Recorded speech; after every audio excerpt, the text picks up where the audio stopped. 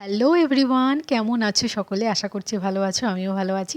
তো এই যে দেখো আমার শিবরাত্রির সাজগোজ লাল সাদা শাড়ির উপরে সিম্পলভাবে একদম সেজে নিয়েছি কিন্তু।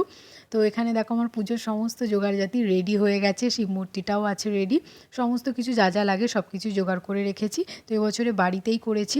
এবছরে শিব পুজোটা দুপুরের দিকে করেছিলাম একদম। এই দেখো আলোতে দেখাচ্ছি আমার সাজটা কেমন হয়েছে, জানিও কিন্তু কমেন্টে। তো এখানে আমি আর আমার বর আমরা একসঙ্গেই প্রথম থেকে করি। তো এটা বিয়ের পর আমাদের এটা নিয়ে ৩ বছর একসঙ্গে হচ্ছে শিবরাত্রি করছি। আদারওয়াইজ আমি একদম ছোটোবেলা থেকেই শিবরাত্রির ব্রতটা কিন্তু করি। ওই ধরো ক্লাস 6 থেকেই আমি একদম শিবরাত্রি ব্রতটা স্টার্ট করেছি।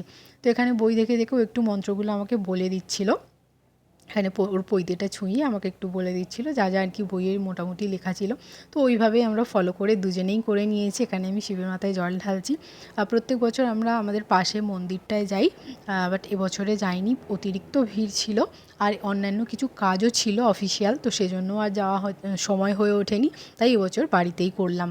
তো বেশ ভালো লেগেছে কিন্তু, নিজের মতন করে দুজনে করেছি একদম শান্তভাবে, খুব ভালো লেগেছে। তো এখানে সমস্ত কিছুই অনেক ছোটোবেলা থেকে করি যেহেতু, তো প্রত্যেকটা নিয়ম কোনটার পর কী করতে হয় মোটামুটি মুখস্থ হয়ে গেছে, তাই কোনো অসুবিধেই হয়নি।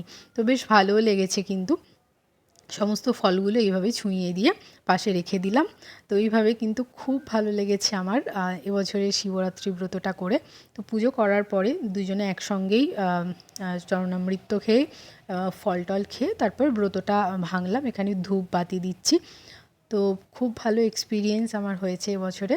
তো তোমাদের কার কার শিবরাত্রি কেমন কাটালে অবশ্যই জানিও। আর কে কত ছোট থেকে কত বছর হলো এবছর শিবরাত্রি করছো অবশ্যই কিন্তু আমাকে কমেন্ট করে জানিও। আমি কমেন্টটা রিপ্লাই করব। তো আজকের ব্লগটা এই অবধি।